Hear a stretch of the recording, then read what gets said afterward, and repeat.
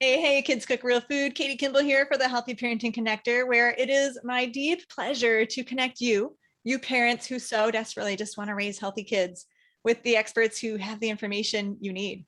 And I think more and more people are having these sort of mystery illnesses where they're going to multiple specialists and doctors can't figure this out, or sometimes they're just underlying, like, oh, I wish this wasn't happening in my family, but I don't know what it is. I don't know how to solve it. And so I'm definitely honored to have Dr. Tom Moorcroft here with us. He is a Lyme disease expert, among many other things. Thanks for being here, Dr. Tom. Yeah, thanks so much, Katie. This is an honor. I'm going to learn a lot today. I was just saying, like, I wrote my questions from a place of barely understanding what I'm talking about, so I'm really excited. Let me do the official intro here so people know who you are. Dr. Tom treats some of the sickest, most sensitive patients suffering from chronic Lyme disease, tick-borne co-infections, mold illness, and children with infection-induced autoimmune encephalitis, also known as PANS or PANDAS. See Dr. Roseanne's interview for more on that. He focuses on optimizing the body's self-healing systems, I love that phrase, in order to achieve optimal health with simple, natural interventions, utilizing more conventional approaches when needed. Because you're an MD, right, Tom? Actually, a DO. So, okay. Legally equivalent, but yeah. Again, because we see doctor all the time, and it's like, oh, you're a chiropractor? Are you a naturopath? No, like you're a real doctor. You put in the time in the medical school. And I just want to make sure we get that out there. But Dr. Tom knows that every individual is a unique unity of body, mind, and spirit. So his successful treatment strategies are very patient-centered and address all three, which is so great.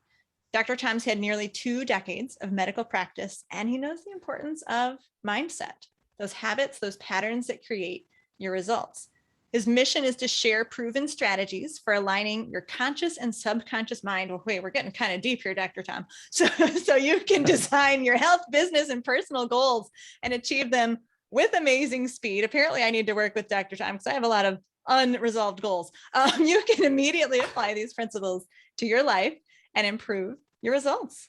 So, okay, you kind of have like a big depth and breadth of experience and mission, Dr. Tom. This is wild. Yeah, it's funny. I feel like my team sent you the book, not the bio. But I love that I read infection-induced autoimmune encephalitis well, and then I tripped on the word focus. I don't know if you caught that. A little bit of irony there. Okay, I need to be done talking because I can't get the words out anymore. So tell us a little bit about how you were drawn to practice medicine, and how did you get in this specialty of these like tick-borne Lyme disease co-infections and stuff? Yeah, I think my earliest recollection of a doctor was there's this TV show where they're in the ER and everything is chaotic, and this guy just walks in and he goes, you should do this and that and that. And he just took control and everybody calmed down, right?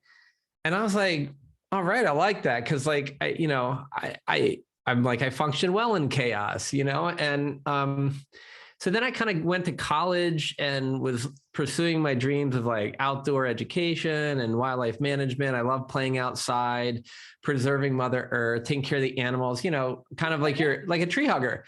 And I went to this trip one weekend, and the people who were leading it were like, oh yeah, like, we're skilled, and everybody said, oh, they know what they're doing. And on the last day, I got a little dehydrated because we went on a trip, a little hike to an outlook. It was supposed to be a 1/4 mile, and it was like 4 miles, and we left our stuff. And then we had to hike out. So I got really dehydrated, and I was like, kind of like, not hallucinating, but I was dizzy and I felt like I was going to pass out. Started drinking the water because they left me, and I was like, I could get giardia, and then on the way back, they had played a practical joke and put all these rocks in my backpack. And I hiked down in the White Mountains of New Hampshire, and I couldn't walk for a week after this. And I said, this is insane, right? So first of all, true leadership would have prevented this. And then what happens in the event that somebody did get injured and it was an accident? I was like, I didn't know how to take care of myself or anybody else other than just a little application of common sense. So I started studying wilderness medicine, and because it was all focused on prevention and leadership. And and the leftovers was, oh, there's an emergency. This is how you fix it. And I just loved it, but I didn't get a lot of experience. So I did the ambulance and then I did the ER, and I was just like, oh my God, the human body is so incredible. And that's kind of where it got started. And unbeknownst to me at that time, you know, kind of when I was still thinking I was going to focus on teaching the world to save the planet, I got Lyme disease and babesiosis. I was treated for 10 days. They told me I was fine. And over the next 8 years, I wasn't fine. So I had chronic Lyme disease and babesiosis, took another 4.5 years to treat it and get better. And then I kind of forgot until I saw it's like my third patient in private practice comes in with Lyme disease. She had no idea what she had. I listened and I was like, oh, I think I know what this is because I had it before. I didn't know who to send her to, so I treated her, and then she sent like 1 billion people my way. And now we're here. Okay, that is an amazing story. And you deserve to hear, do you know the first time I ever saw you? You were on stage at a storytelling workshop that we were at together. And I still remember thinking, boy, that guy looks sort of nervous and a little goiky, and I don't know if he's going to do so well as a speaker. But I have to say that was completely wrong, or it may have been right. And you just have grown and learned a lot, because I now know that you're like gregarious and you're a rebel. You're not afraid to speak your mind, and you tell the most amazing stories. So again, either my interpretation, my first impression was totally wrong, or you've like grown a lot as a speaker. And I loved hearing your background and the whole dehydration. And oh my goodness. Oh my goodness. You know, yeah, go ahead. Katie, it means so much to me, and thank you for that, because you know, there's definitely, it's always been in me, but when you see something you're so passionate about, and whether it's sharing the message of health and healing, sharing the message of the healing of foods and the prevention with foods, or even just being a leader for your children, it's like you work at it, right? And so I feel like I've been good for a while, but I've gotten a lot better because I've trained. Mm-hmm. And the more I train, the easier it is for me to share from my heart. So I've always been told by everyone to share from the heart. And I know, like, I just think about my daughter, as you're saying that, I'm like, for me to be growing, and we influence our kids so much. They're always looking to us, you know? And so if hearing that feedback from you, I know that she's also seen that growth. And so I really feel so touched to know that all the work I'm doing is like helping other people, but also going to lead in my own household. And I always love talking about how much it impacts us at home, you know, because our kids, even when they're flipping us the bird behind our back, they're listening around the corner, you know, so. Well, we're here to talk about, you know, our physical health, but that was parenting gold, everyone. Let's make sure we're internalizing that. The kids are always watching. But so you've done a lot of training in your sharing your story, but you've done a lot of training and had a lot of experience with Lyme disease. For those of my audience who really aren't familiar, what is Lyme disease at its basics, and what are the mechanisms behind it getting so chronic? Yeah, I mean, so Lyme disease is a bacterial infection. 99.9% of the time, you're going to get it from the bite of an infected tick. So the tick has a spirochete in it. So if you've ever heard Borrelia burgdorferi or Lyme, Connecticut, that's where we found it. And that's the infection in the tick. So you get it from the bite of an infected deer tick. And, you know, there's a couple other mechanisms that are, you know, rarely involved, but there are. But it's a bacterial infection. In the same tick, you can get other bacteria, and you can get protozoans, actually. You know, but Lyme's the most common, and a lot of people know it either as the thing that causes the bullseye rash or the summer flu. Unfortunately, that's the presentation. If half the people get a rash, half don't, but of the rashes, most of them are red purple splotches, and only about a third are the real ringed rash. So a lot of times it gets missed. And how many summer flu? I got fatigue, joint pains, and muscle pains, and I don't feel good. I mean, that's like everything on the planet, right? So if it looks like the flu and it's in the summer, that's where people first start to recognize Lyme, but it's diagnosed in every month of the year. Ticks are active every month of the year. As long as it's above freezing, they can start moving around. You know, winter is much less likely, But we see a lot of it present then because people got bit in September or October and their symptoms may take weeks to months to show. And if they get misdiagnosed, say, oh, you probably have a flu-like illness, in the middle of the winter, and they don't get treated appropriately because they missed the history of the bite, maybe in October, November, or September, something like that. Then you have somebody who's now having a persistence of an infection, and the later manifestations of Lyme make it harder to get rid of, and from a persistent state, we found the bacteria that causes Lyme in ticks that are over 13 million years old. What? Way older than people, right? And so when we look at that, we go, this thing's learned how to adapt over time, and it has mechanisms to evade your immune system, evade antibiotics. We actually have no antibiotic or even combination of two, and there's only one combination of three that in a Petri dish, if you put it right on the spirochete, will 100% eradicate it. We have one herb that we know of that will 100% eradicate it in a Petri dish. So we want to prevent it from getting chronic. We want to hit it early. We want to recognize the other symptoms so that the earlier treatment you have, the better things go. Can people get Lyme disease from a tick bite and either A, not know they were bitten, or B, not really have initial symptoms and then they show up later? Or do you always feel yucky at the start? Yeah, yes to both of your questions. I mean, so you can get it without a rash, and you can get it without a known tick bite. The issue is if you look up deer ticks, right, and there'll be an adult female will transmit, the male doesn't, and the nymph does. It's like a really, really itty bitty thing. So the female has got the little black spot in the legs and then the red back, the reddish orange back. They're small, but big enough to really see. That's about 5% of the ticks we think that give you Lyme. About 95% are felt to be the nymph, and the nymph is the size of a poppy seed. Mm-hmm. So they like warm, wet, moist, dark places. So like your hair is an amazing place for a poppy seed to attack. My head's going to start to itch now, right? So it's hard, right? And it's tough because you can do the best tick check in the world and it can not yield the results. The other thing about Lyme is it's considered paradomestic. So everybody thinks about going in the woods and getting Lyme. About 75% of people get Lyme in their yard or their neighbor's yard. Oh. Because it's about edge, right? And so edge is, if you think about, like, I'm looking out my window and I have trees there and a lawn. So where the trees and the lawn meet, that's considered the edge. And about 10 feet in and 10 feet out is where the mice and the chipmunks primarily like to hang out. And the ticks, that's their primary vector. So they're called the deer tick, but the deers just seem to like the same environment as the mice and the chipmunks. So so you have to keep an eye on your yard too. And playing in the yard is actually sometimes the most dangerous place.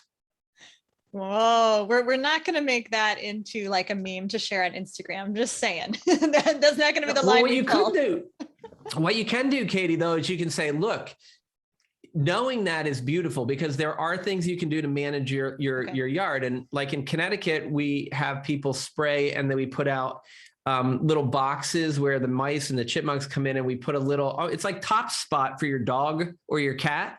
It literally is an applicator that puts the same medication on them, and it dramatically decreases the percent of infected ticks on your property. But just know, like, so if you're thinking about your yard and you have a swing set, most people want to put it in the shade. Big no-no. They're not going to come off, dropping off the branches above you. They're only going to be maybe waist high or a little higher at the most, usually at the ground. But what happens is we want to bring, they don't like the sun too much in terms of direct sun. So we want to pull ourselves about 10, 15 feet away from the edge and put our swing set away from the shade, which means you have to cover up and maybe some sunscreen. But I'd much rather put some sunscreen on than get a tick bite. And another quick tip for folks at home is there's a thing called Permethrin, which you can get on Amazon or at any usually sporting goods stores, anywhere where you have outdoor hunting or fishing supplies. And you spray it on your clothes, and once it dries, it will repel the ticks. It actually kills ticks on contact. It's toxic to especially aquatic wildlife when it's wet. So just don't apply it near a stream, right? Or dump it out. But what's really cool about it is if you put it on your shoes and your socks, they've done studies to show you can decrease the number of ticks that get on you after running around a tick-infested area by over 70%. Wow. Just shoes and socks. So here, now we're talking, it's not as scary because, you can do that and you come in and do a quick tick check. Okay, that all sounds good. And you started by telling us you're a tree hugger. And then I'm hearing words like sprays and chemicals. And are these fairly environmentally friendly for my own little heart? Yeah, well, there's a couple different ways to do it. There are herbal sprays. They're not really the best for the ticks. The ones that there's a system that Bayer worked with the CDC on, and I don't always support either one of those two words I just used, but in this case, it does. It actually does work. But it's the Nix ticks system, but they do spray 2 or 3 times a year. It is, in terms of the rap sheet of toxins, it's near the bottom. Okay. So meaning it's relatively safe. And for like your animals, again, it's not permethrin, but it's similar in that when it's wet, you don't want your dogs and cats playing with it. Once it's dry, it's relatively non-toxic. And the way I look at it is, I was sick with Lyme for basically 12 and a half years before I got better. So I balance it out. Like I don't like go around shooting Roundup to get the weeds out of the cracks, but I'm going to control the ticks because that can lead to really significant human issues. And it's a balancing act. I mean, and it's just like, I use my car. I try to be aware of how much my environmental impact is and minimize it. But I still drive my car too sometimes. A little less recently, but. Sure. Well, I appreciate that balance. I mean, that's what it's all about. If we tried to have zero impact at all on the world, we would not be living in modern society. Right. It would just be pretty impossible. So you mentioned go ahead. I was just going to say that the last piece is like, then one of the things you can do other than the permethrin on your clothes, but specifically on the shoes and socks, I find that a lot of the herbal sprays like cedar side and stuff do a really good job on your body. Whereas like things like DEET are not really all that great to repel ticks. They might be for others, but if you take a plastic Band-Aid and you spray DEET on it and wait about 5 or 10 seconds, and please put a glove on or use a paper towel and wipe it, the Band-Aid, you'll wipe the actual bandage part of the plasticky part of the Band-Aid away. Yeah. So I stay away from DEET personally. Maybe if I went to a mosquito-infested malaria area in Africa, I might have a different thought. But here in New England and stuff, I typically just use the herbs on my body and on my pets. And then I use the permethrin on the socks and shoes. And then one other quick tip, because I love these. Compression underwear and t-shirts are like all the rage with everybody. Think about it, like places that the tick likes are going to be your groin and your underarms then your ears and your hair. They'll bite other places, but these are really high risk places. If you have something like the fashionable sort of tighter boxer shorts, or maybe a little tighter shirt that's occlusive and they can't get in, they'll just walk right past it. So I use a little bit of that so that we don't have to go super crazy with all the chemicals on our body. Well, that is a fascinating sort of 1, 2, 3 approach. And you mentioned you were sick for many, many years before you even started treatment, and treatment took 4.5 years. So how do people generally end up working with you? Like, what are they seeing symptomatically that they finally figure out, oh, maybe I have Lyme? Yeah. Well, I think a couple of ways people come in, and the best way is their neighbor was treated by me and is like, don't wait, go see him now. Oh, and I'm okay. like, hallelujah, right? So they get early diagnosis and treatment. Some people, like what happened to me was I had a rash. I had really severe brain fog. It was back in the day of the rotary phone.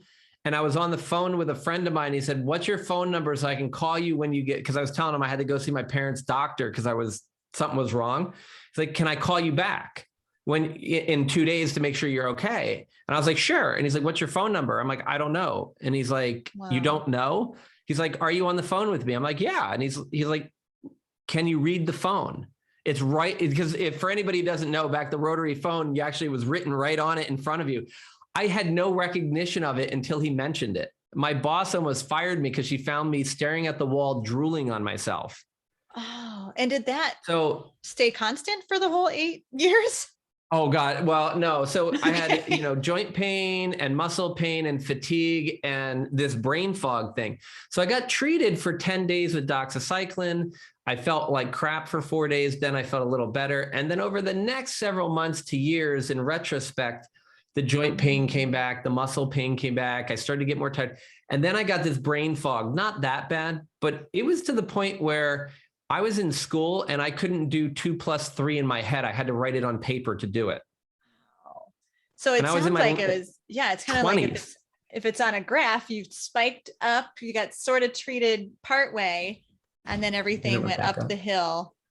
Okay. Oh man. Yeah, and it kind of like went up and then plateaued at a pretty miserable level, but some people get worse. And so a lot of people get diagnosed with fibromyalgia, or they're like in their 30s and they get new onset anxiety or depression, but their life is great. There's nothing wrong. They have no family history and they've never had any issue, stuff that just doesn't make sense. And chronic fatigue and fibromyalgia are big. People will get like palpitations and dizziness, and it's just a lot of, in adults, it's a lot of executive function things. So, parents are like, I can't work not as hard. You're just irritable with your partner, like, but extra, and it's weird to you and to them. It's not like you're just pissed off at them. And then with kids, a lot of times we'll see a lot of the stuff we just talked about, but we'll also see acute behavioral changes, especially like probably you talked with Roseanne about, is behavioral regression. And so we can see anything from really severe acute onset ADHD, anxiety, OCD, rage. You'll see kids who are like 10 or 12 start bedwetting again when they've been dry for 4 years. You'll see kids food restricting, which is, I see a lot of people who food restrict and they're all like, oh, she's just anorexic. I'm like, no, she has like 3 infections, because when I treat those infections, she eats food. Wow. Or he, and so there's, and you can have anorexia, right? But I'm just saying we shouldn't chalk all these things up to anorexia or all of them up to tick-borne illness. We should just look at all of them and look for that in that, unique individual in front of us. Well, I had a question on my list about like, why is this so like hidden and so mysterious, and people have symptoms for years and it's missed completely by the doctors, but I think you kind of just answered that. Well, it's interesting. They call it, Lyme is called the next great imitator, because the original one was syphilis, and syphilis is a spiral bacteria, spirochete. But once they figured that out, they're like, oh, here's penicillin, and it's exquisitely sensitive to it, knocks it right out. Lyme is the next one because it looks like multiple sclerosis. It can mimic rheumatoid arthritis and lupus. It can mimic all these childhood diseases. So the problem is it looks like everything, and everything looks at it like it. And then there is a bit of a stigma and some political stuff behind, which is probably not even, I'm sure everyone's experienced this at some point in their lives. Certain people in power have an opinion, and other people who are less powerful have a different opinion. And really the problem is when we give you the antibiotic, there has been evidence forever that it doesn't completely eradicate it in some people. So you commonly will hear about 80% of people will have acute Lyme, get 3 weeks of antibiotics, and they'll be fine. And that's probably accurate. The problem is they said 80%, not 88 or 99%. So there's this 20% group of people that often will get, told it's in their head, which is, I was tried on all kinds of psych medicines and everything. And it was like, and they have all these side effects. So in the end, it's like, doctors need to be aware of it. But the issue becomes when it's so hard to find. And here's another part of it, because I hate to throw doctors under the bus. A few of them deserve it, but most of them are just being taught what they're being taught, and they're doing their best. The problem with Lyme is you either get the rash or you don't get the rash. And like I said earlier, some people miss the rash because the most commonly described rash is the least common Lyme rash. Oh. So it's more that red purpley blotch or multiple blotches, right? And the other part is when our next best test, if you will, is an actual blood test with antibodies. The problem is when you look at the tests, the antibody levels go like this, with or without treatment. And some will just go up and stay up no matter what you do. Some will go down. and some will never go up. And there's some really good work out of Tulane that shows these things are all kind of like, it's just a mess, right? And in the same animal, depending upon which antibody you choose to measure, it reacts differently, and it reacts differently between individuals. So the testing is really not the best. And we miss about 88 out of every 200 true Lyme patients. So we miss 44% if we follow the standard approach to testing.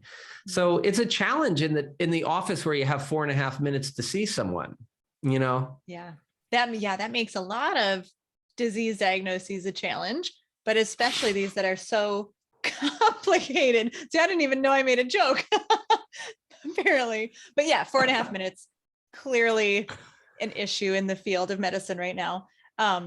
I've always said that, you know, when you think about what are you afraid of with your health, like cancer is the one that sort of strikes fear into everyone's heart. And over the last few years, the more I hear about these horrible Lyme cases, I say, yeah, Lyme is like, it's kind of knocking on the door of cancer for like the worst thing. Just, it is so hard to diagnose.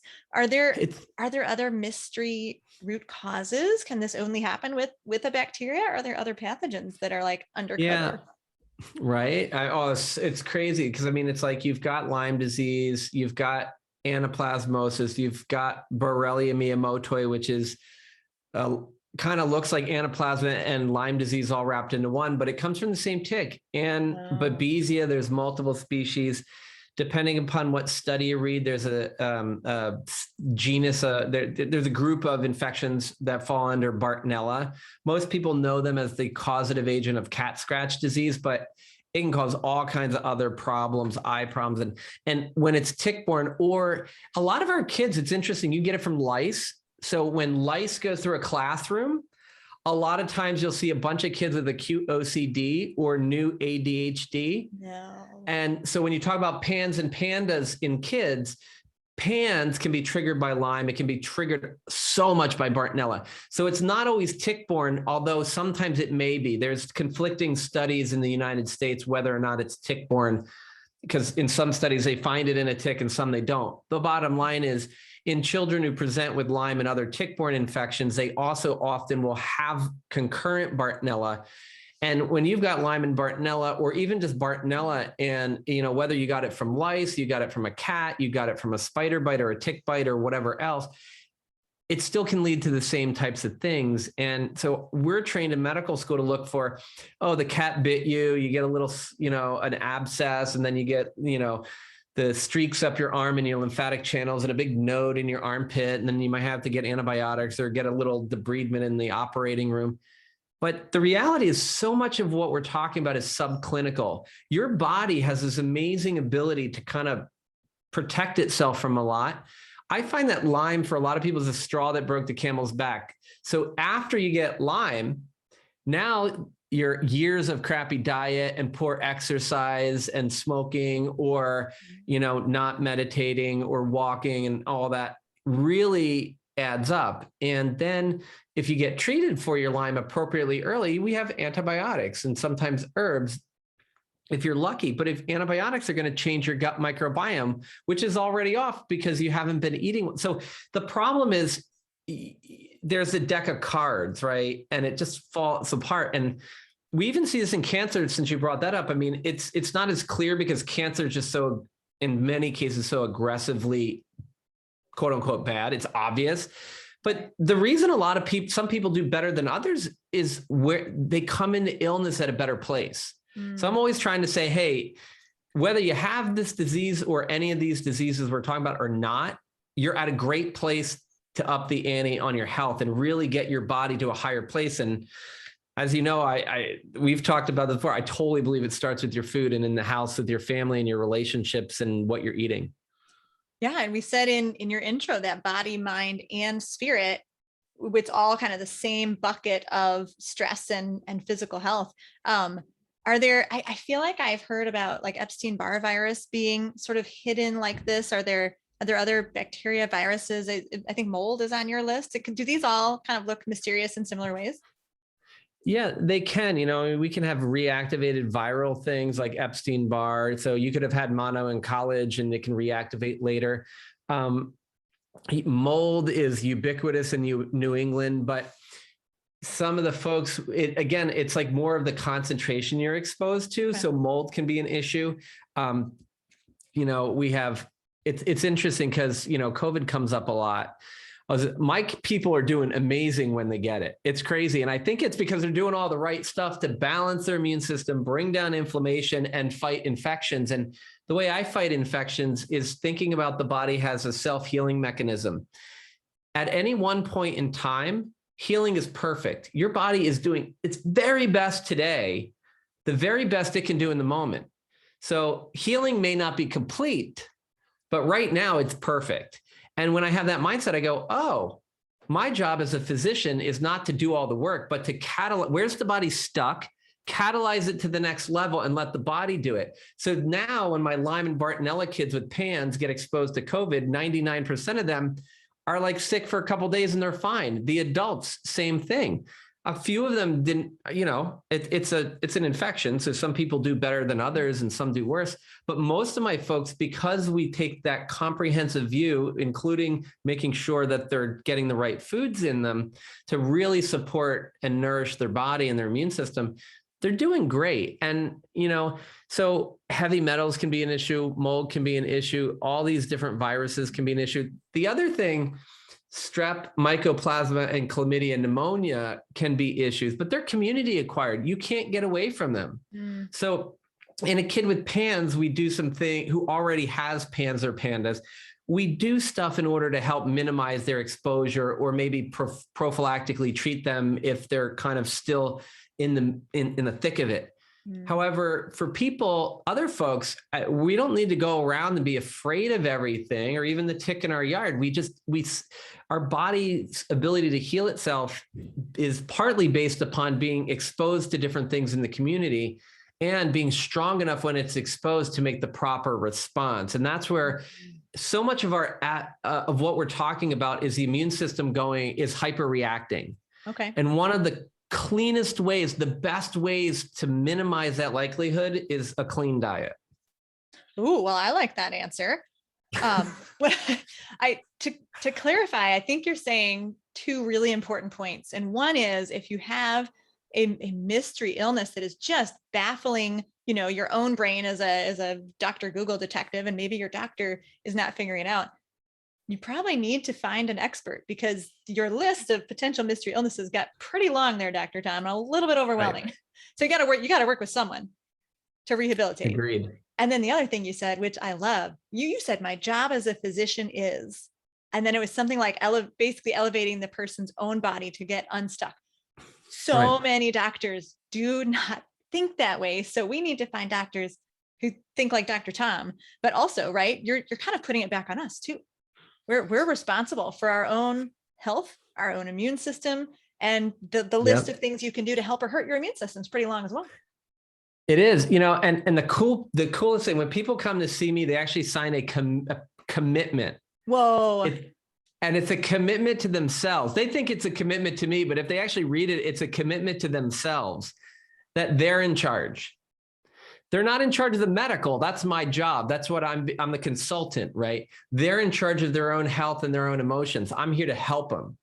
Because as soon as I take it away, they become reliant on me. I want them to be reliant on their own body, on their own mind and their ability. I mean, they're alive. Shit, they don't need me. They're alive. Let's just teach them how to tap into that. And when you have a thorn in your side or a splinter in your toe, go to somebody who knows how to remove it. But it's like you don't go to the doctor and say, "Hey, doc, I got a splinter. I can't get out. Can you get out?" And they take it out, and then you just stay in their office for the rest of your life. And that's like what I feel like with some of the chronic illnesses. We just pile medicine on them, and we just make it so that there's no possible way this person could ever live without us or the medical system. And I'm like, that's crazy.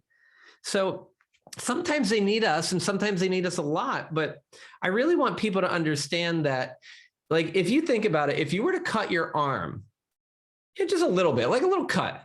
I mean, I'm looking at it's funny, I'm getting distracted because I have so many scars on me from all my outdoor play. But how many times did you ever look at your arm and go, pretty sure that's not going to heal? Right. I mean, everybody grew up as a kid, you have scrapes on your knees and whatever, and you assume it's going to get better. And for some reason, like whatever has gone on around these chronic mystery illnesses, people go, I'm assuming I'm never going to get better. And I think it's because they've seen so many people who don't look at it from this perspective. But when you partner with someone who does look at health this way, to re-empower yourself, just assume you're going to get better and then allow them to help you, because that way you have all this energy to put into doing the proper work, but it's just important to me to focus on where you want to go, what your health goals are, what you're going to be doing when you get there. And then, like you mentioned, you got to run into the person who can help you too. So sometimes that's a little challenging, but you can get there. The idea, and I sent you my proposed title, and I put chronic in quotation marks specifically because I know that you don't really believe in chronic disease, and you're huge into mindset. So what a shift for someone to believe they have something that they can never get rid of, and to shift into thinking that my body can eventually get back into balance and a better place of healing, and can get rid of this quote chronic disease. Man, this yeah, go ahead. I was going to say, back in my rewinding to the story a little bit, I was about 6 years into this, and I remember, I almost want to say I remember the day. I'm not 100% sure, but I was sitting there in my house in South Portland, Maine, and medical school, going back up against the wall. I was like, this cannot be happening. And then as soon as I said cannot, for some reason I said, this is not happening to me. And then next thing I know that came out of my mouth was, I am not staying this way because I have shit to do. I think I screamed at Jill. I was just like, I have shit to do.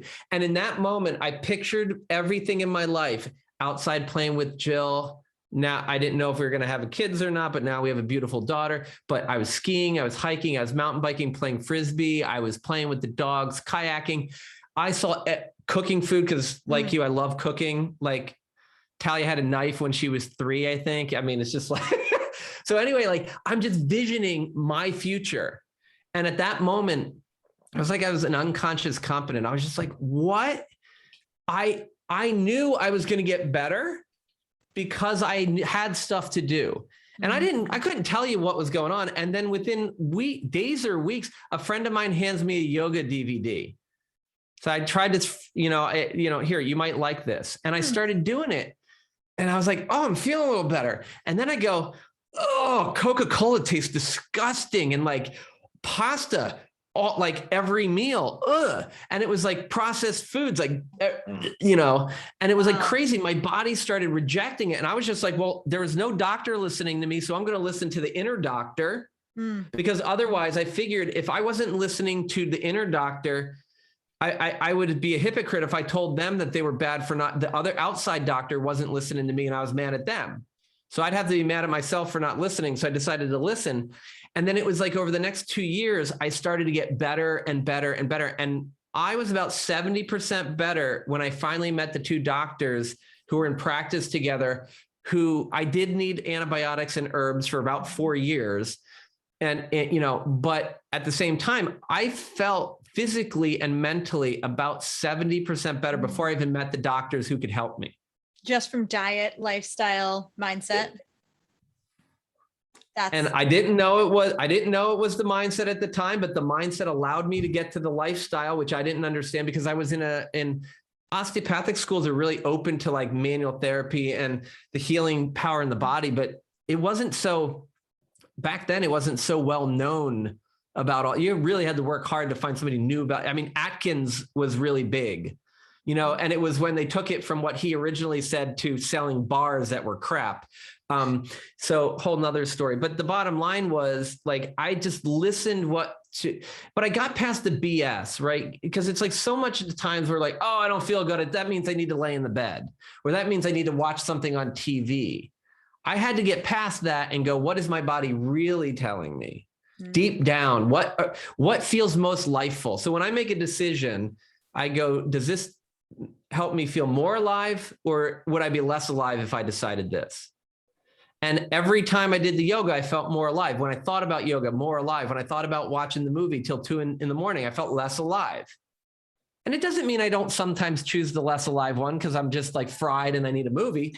Sure. But I just go, what makes me feel more alive? I'm going to do that. And that's sort of my litmus test. And then that led me to, hey, does Coca-Cola make me feel more or less alive? Well, that was an easy one after skipping it for a couple of days, you know? So, and that was really the start of all of it. Yeah. That's a great dichotomy. That's a great question to ask oneself. I think many of us, there's so much noise, both metaphorical and physically in the world. It's hard to listen to our inner body.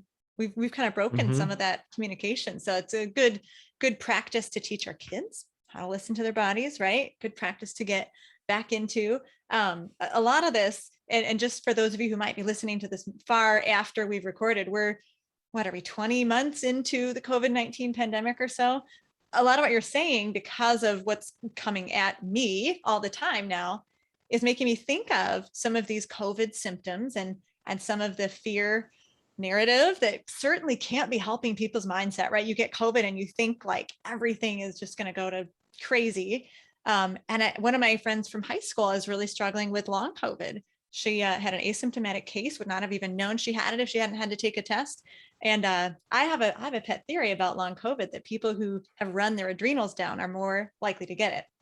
Curious if you've seen that as well. I see a lot of CrossFitters, marathon runners, moms who aren't getting enough sleep tend, at least in my life, but it like reawakened Epstein-Barr for her. And so I'm just wondering, like, do we know what's going on with these long haulers? Is there any way to predict? Well, I mean, I think pretty much everything with COVID is we have no idea. We're doing the best we can in the moment, right? I mean, just 100% honesty, because in medicine, we really need 3 points of data. And in something like this, we're going to need, that means 3 years of data to have, to really start to dig our teeth into what's accurate and not. Now, when we look at long COVID, it looks a lot like myalgic encephalitis, which is the newer fancy name for chronic fatigue syndrome, and fibromyalgia and chronic Lyme disease, in the sense of it's this immune hyperreactivity.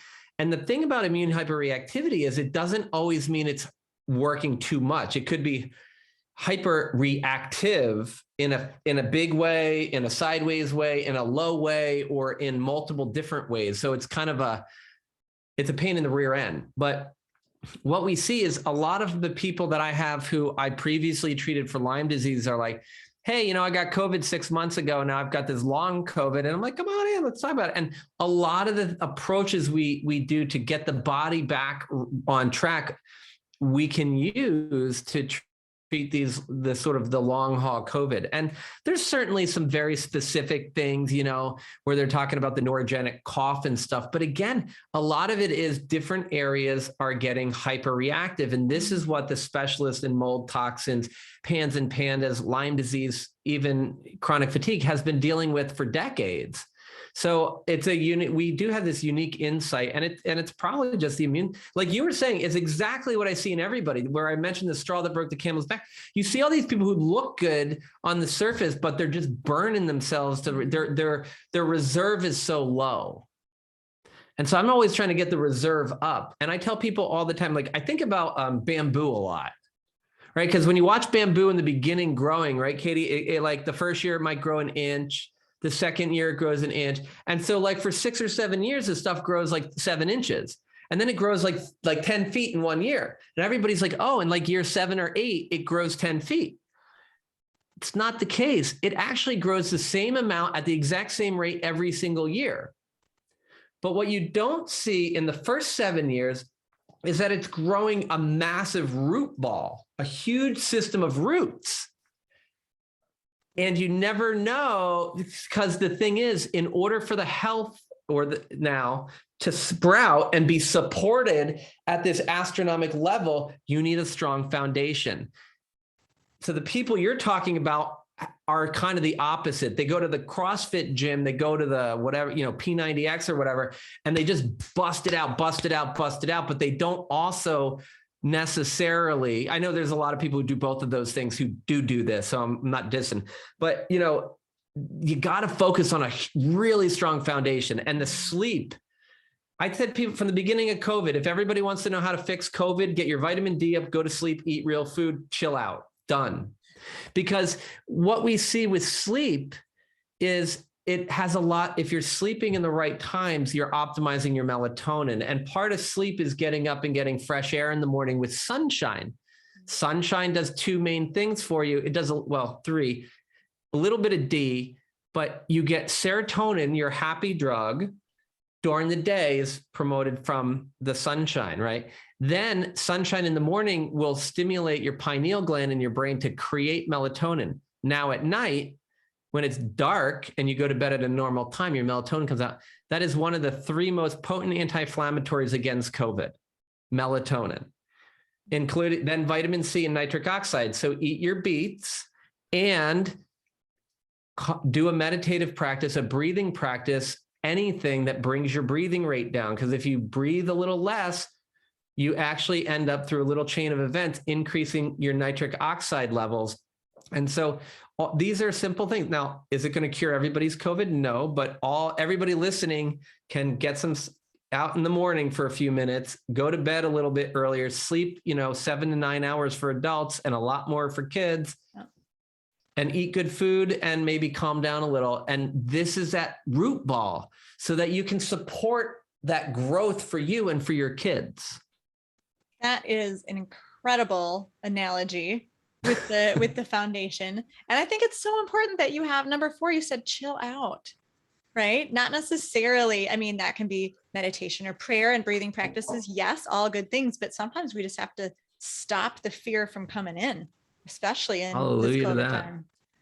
Yeah. Oh, my goodness. Fear is interesting. When you think about the mindset, Katie, you think about we know through quantum physics and science and theology. So you can look at it from science or theology, whichever one feels better to you.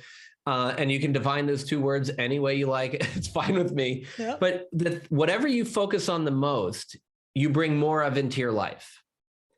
So the things we think about, we bring about. And the issue becomes, you hit the nail right on the head, at least for me. When my family and I got COVID a couple weeks back, it was pretty chill.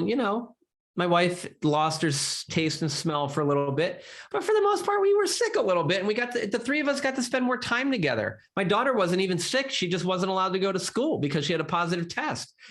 And we had great family time. But I texted a few friends, and they were like, "Oh no!" I'm like, "Oh no, what?" They're like, "You got COVID." I'm like, "So I got COVID, so I'm going to stay home and do everything." And all these people are like, "Oh my God, oh my God, oh my God."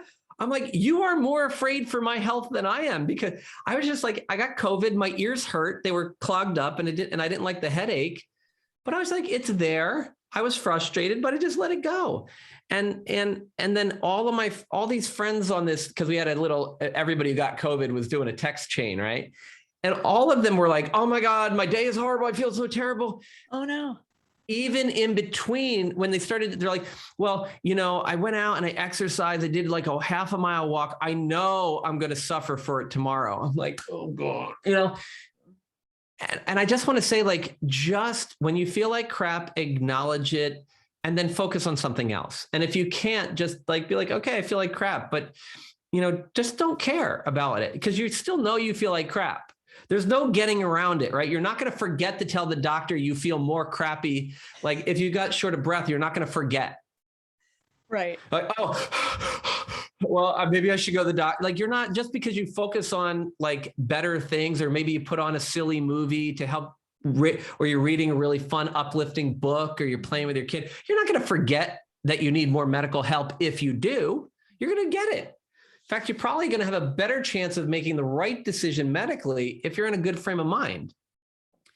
So right. I was just like, thank you for loving me and sending your vibes my way. And I literally wrote a few people back and said, "Why? I don't know why you're so upset." Well, I appreciate it. It's very powerful to hear you talk about when people expect a negative outcome. And I'm pretty sure that what I'm hearing you say is the more you expect a negative outcome, the more you're going to get it. 100%. So we got to be careful with our words. We got to be careful with our thoughts. Yeah. So powerful. How can parents, let's see, let's wrap up with a message of hope because we've talked about a lot of kind of crazy things, and especially if parents feel like they have these mystery illnesses maybe going on with their children, we get a little fearful. So what's your best news that you could give someone if their child or their brother or sister or mother or themselves seem to have a group of mystery symptoms based on all your experience? Yeah, I mean, a couple things. One is I have not had a symptom for over 10 years. So there's this conversation that says, hey, I'm going to have this forever. It's just going to maybe be in remission, but it'll keep coming back out. You know me a bit. A lot of people know me really well. I do not play small, and I do have a strong foundation that I work on a lot, but I do a lot of this too. And physically, emotionally, so I've burnt the candle at both ends and in every spot in the middle that I can whittle away down to the wick, and it's not coming out. So you can definitely get better and be cured. For parents, we know that kids are more like brand new cars and adults a little less. Kids have a much greater resiliency just kind of innately. And so the small things, the small wins you have with the food, the small wins you have with teaching them about mindset and modeling at home make huge dividends. So you don't have to go crazy, little bit by little bit, and you'll see your kids blossom if they get exposed. And now in the grand scheme of things, Katie, the thing that's so important is if you happen to be someone who's gotten Lyme or Bartonella or mold exposure, PANS and PANDAS, there has never been a time in human history that's better to get it than right now. In the last 2 years, we have had more breakthroughs than in my entire career as a physician and with Lyme disease. So I've seen more in the last 2 years than the last 25 years. It is really hopeful. People are doing really good work. And there are more and more and more doctors and other health practitioners who are going, you know what? I'm starting to see this thing that they're talking about, and they're opening their minds and they're opening their eyes, and they're coming to ask for more training.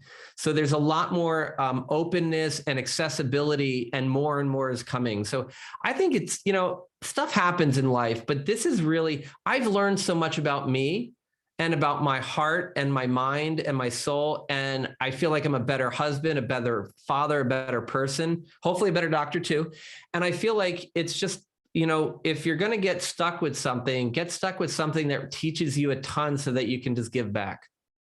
Most people would call that a silver lining, as if it's the little part, but I feel like you would call it the gold medal. Like the whole thing, you emanate such a positive mindset. It's incredible. You're inspiring me. I was just thinking about something this week. Our whole kitchen's torn up, getting a remodel. And as we were packing up and preparing and figuring out how to cook in the basement, I kept saying out loud in front of my children, oh, this is going to be tough. Oh, this is going to be crazy. Oh, this is going to be hard. And so I'm self-fulfilling prophecy. At that going, oh, I did that wrong. So I wanted to say I'm terrible at mindset, but I censored myself, and I'm going to say instead, I'm very much a work in progress on mindset. And I appreciate you lifting the bar for me today. I have some action items in my head. I'm sure everyone listening has some action items, as well as pages and pages of notes if they happen to have a pen or a pencil. My goodness. Thank you, Dr. Tom. This has been so fascinating. Oh, Katie, thanks for having me. It was an honor. Yeah. How can people connect with you? I know you've got a lot of things in the works here. Yeah. So our practice is Origins of Health, and conveniently originsofhealth.com. And that's primarily where people can reach out. We will sometime in the next, a little bit be having tommoorcroft.com for some more of the mindset stuff. But yeah, Origins of Health is sort of our main base, and, learn about our programs there. And certainly, I hope most people listening don't need to reach out, but if you do, we're there for you. We'd love to help and support any way we can. Yeah. And what's your free gift to help people sort of dig in their homes? I'm glad you reminded me. We've got a little ebook called Relax and Reboot, and it's 3 simple exercises that really help you balance your nervous system and boost your immune function. 3 really simple things. You can pick one or all of them, apply them right away. They're kid friendly. You'll even meet my daughter from a couple of years ago in her picture modeling for me in there. And then I also added in there because I've just been so fortunate, and there's so much I have so much health abundance now that I would just wanted to make sure I shared. I have my top 5 brain detox tips, and also a little book called Common Reasons Treatment Fails and How to Avoid Them. I'm intrigued. So you get all 3 of those. Just check out the link, and thanks for the opportunity to share that with everybody. Love that. Love that. Well, thank you again, Dr. Tom. And may you just continue to spread all of this positive mindset to the world. Goodness. Healthy Parenting Connector listeners, I'm Katie Kimball for Kids Cook Real Food. It's my honor and my privilege to share with you these experts who have the information you need to level up your parenting and become just a better parent to healthy, independent adults. I will see you next week.